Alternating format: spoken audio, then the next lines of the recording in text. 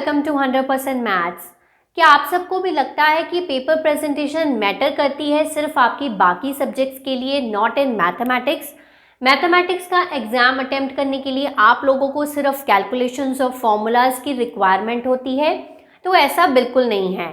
ये paper presentation is equally important for subject mathematics also. तो आज की वीडियो इसी के ऊपर बेस्ड है। आज मैं आपको कुछ पेपर प्रेजेंटेशन टिप्स दूंगी for the subject mathematics. Some dos and don'ts बताऊंगी आपको, जो आपके लिए बहुत ही बेनिफिशियल होंगे जब आप अपने बोर्ड का मैथ्स का एग्जाम अटेम्प्ट करेंगे। तो ये वीडियो जो है वो क्लास 10th के बच्चों के लिए बहुत इंपॉर्टेंट है, तो इस वीडियो को आप लास्ट तक ज़रूर देखिएगा। आइए वीडियो स्टार्ट करते हैं। सो डिस्कस करते हैं अपना first point, some dos and don'ts. Dos जो हमें करने हैं ग्रीन से इंडिकेटेड है और डोंट्स जो हमें नहीं करने हैं रेड से इंडिकेटेड है। अब यहाँ पर आपको सबसे पहला पॉइंट, जब आपको शीट मिलती है तो आपने सबसे पहले क्या करना है, स्केल और पेंसिल लेकर दोनों तरफ मार्जिन्स ड्रॉ करने हैं। मार्जिन्स ड्रॉ करने का पर्पस ये होता है, इन केस आपका कोई पेज टेयर अप हो जाता है तो कोई डिजिट आपका मिस ना हो जाए, या कोई चीज़ आपने जो स्पेशल लिखी है वो आपकी कहीं मिस ना हो जाए, इसीलिए आपको दोनों तरफ पे मार्जिन्स ड्रॉ करने हैं।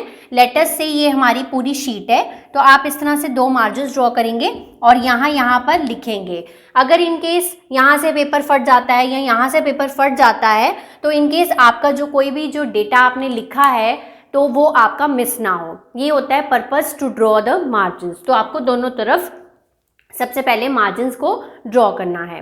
सेकंड मेन पॉइंट है, यूज़ फर्स्ट 15 मिनट्स जो आपको रीड करने के लिए मिलते हैं क्वेश्चन पेपर को, उनको आपने बहुत ही ज़्यादा इफेक्टिवली यूज़ करना है। आप क्या करेंगे, सबसे पहले क्वेश्चन पेपर को रीड आउट करेंगे। क्वेश्चन पेपर को जब आप रीड आउट करेंगे तो आपको पता चल जाएगा कि कौन से चैप्टर में से क्वेश्चन आया है।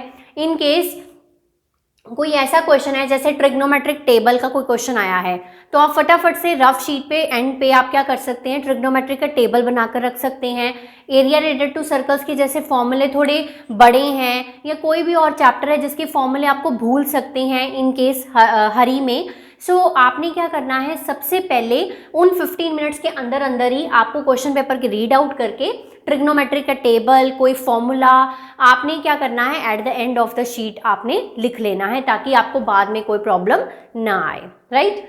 उसके बाद थर्ड पॉइंट है मेरा, right number of questions and सब क्वेश्चंस करेक्टली। जब भी आप कोई क्वेश्चन अटेम्प्ट करते हैं तो right the section and number of question, मतलब क्वेश्चन और उसके सब क्वेश्चन। जैसे कि क्वेश्चन पेपर में क्वेश्चन नंबर 16 के 4 पार्ट्स गिवन है और 4 पार्ट्स के उन्होंने नाम क्या गिवन है, ABCD, तो आपको ABCD ही लिखना है।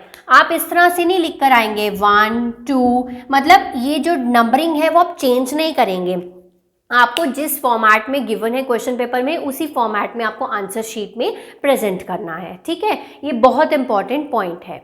अब डोंट्स की तरफ आ जाते हैं। आप क्या क्या नहीं करना है, avoid doing mistakes on the first page. ये फर्स्ट पेज पे आपने कोई भी ट्राई करना है, कोई भी कटिंग कुछ भी ना हो, आप बिल्कुल नीट एंड क्लीन लिखा हो। इनफैक्ट मैं तो कहूँगी कि फर्स्ट 3-4 पेजेस पे आपको बिल्कुल नीट एंड क्लीन लिखना है, उस पर ट्राई करना है कि कोई कटिंग ना हो। इन केस कोई कटिंग हो जाती है, उसके लिए फिफ्थ पॉइंट है, डोंट स्क्रिबल। इन केस आपसे कोई कटिंग हो गई, आपने कोई फॉर्मूला गलत लिख दिया, जैसे कि यहाँ पर मैंने लिखा था AB = x1 - x2, मुझे इस तरह से नहीं लिखना था, तो सिंपली आपको क्या करना है, ये करना है, ये नहीं करना है, मतलब स्क्रिबल नहीं करना है, इस तरह से लाइन्स नहीं मारनी है, क्रॉस नहीं करना है, मतलब उसको गंदा नहीं करना है शीट को, राइट। तो डोंट स्क्रिबल इन केस आपकी कोई कटिंग हो भी जाती है। सिक्स्थ पॉइंट है आपका, डोंट ड्रॉ डायग्राम्स और टेबल्स विद पेन। जो भी आपको क्वेश्चन पेपर में डायग्राम्स या टेबल्स हैं, आप चाहे स्केल यूज़ करें ना करें, बट डोंट यूज़ पेन, वो नीट एंड क्लीन नहीं लगता है।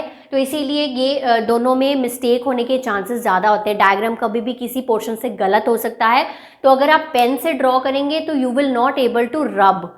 तो इसीलिए डायग्राम्स और टेबल्स दोनों को किससे बनाना है, आपको पेंसिल से बनाना है, ठीक है।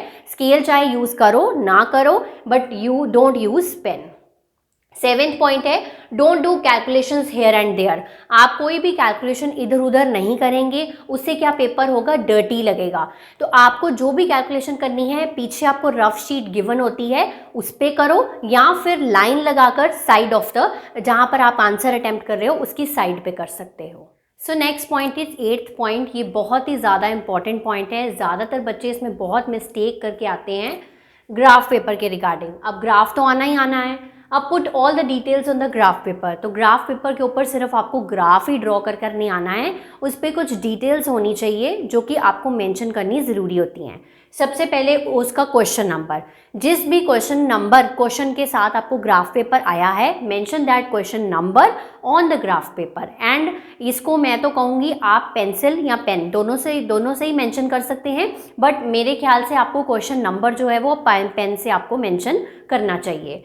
ठीक है, उसके बाद एक्स वाई कोऑर्डिनेट एक्सिस, जब आप ग्राफ को ड्रॉ कर रहे हैं इस तरह से, तो आप मेंशन ज़रूर करके आएंगे कि this is x axis and this is why axis, ये ज़रूर मेंशन करना है। थर्ड थिंग आपको मेंशन करनी है स्केल, कि इतने सेंटीमीटर का कितने एक्सिस पे है, तो ये आपको स्केल जो है वो ज़रूर आपको मेंशन करना है।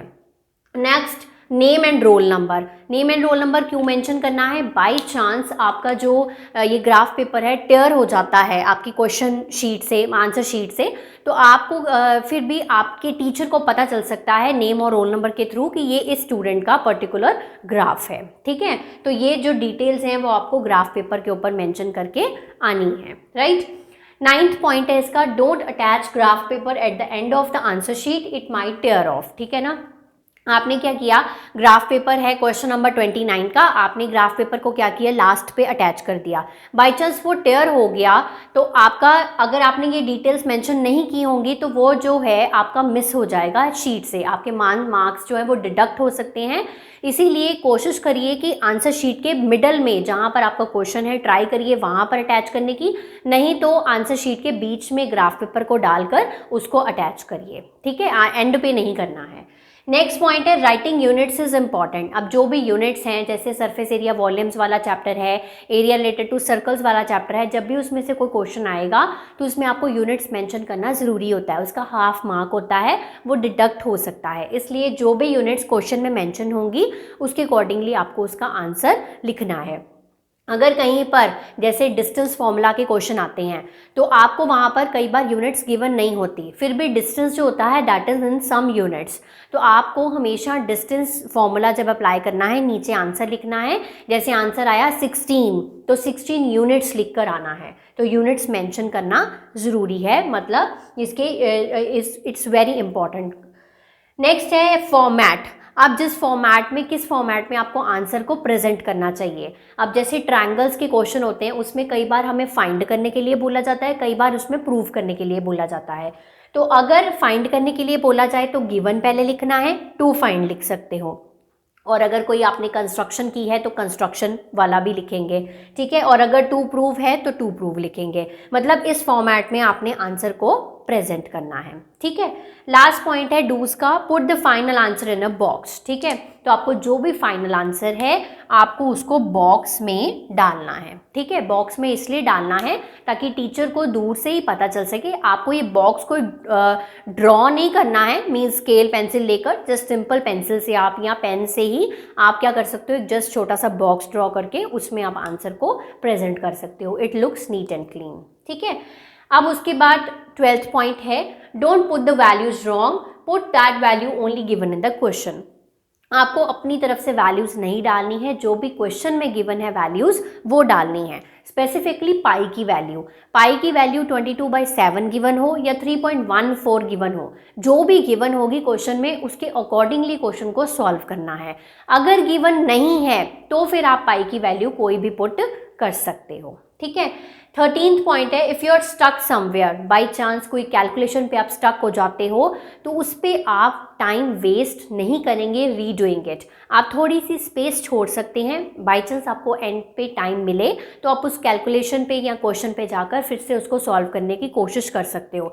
बट अगर आप वहाँ टाइम वेस्ट करोगे सो आगे वाले जो क्वेश्चंस हैं वो आपके नहीं हो पाएंगे। इसीलिए जब भी आप कहीं पर भी स्टक हो तो please don't waste time there, okay. And at the end last point is please go through the paper at end, और सारे क्वेश्चंस आप और सेक्शंस वाइज आप मैच करिए कि आपने सारे क्वेश्चंस अटेम्प्ट कर लिए हैं। और सेक्शन वाइज आपको या तो आप ए से डी जा सकते हैं या डी से ए जा सकते हैं, कैसे भी कर सकते हैं, बट ट्राई करिए कि आप जो भी सेक्शन करें उसको कंप्लीट करें, then move to the further sections. So I hope आपको ये डूज एंड डोंट्स बहुत अच्छे से क्लियर हो गए होंगे। आप अपने कमेंट सेक्शन में मुझे लिखकर बताइए कि आपको ये वीडियो कैसा लगा और किस टॉपिक पे आप और वीडियो देखना चाहते हैं। और अगर अभी तक आपने हमारे चैनल को सब्सक्राइब नहीं किया है तो काइंडली इसको कर लें और बेल आइकन को भी प्रेस करें, ताकि जब भी कोई न्यू वीडियो आए तो आप उसकी नोटिफिकेशन आप तक सबसे पहले पहुंचती रहें। तब तक आप इनको अच्छे से याद कर लीजिए और अपने माइंड में सेट कर लीजिए। Have a nice day.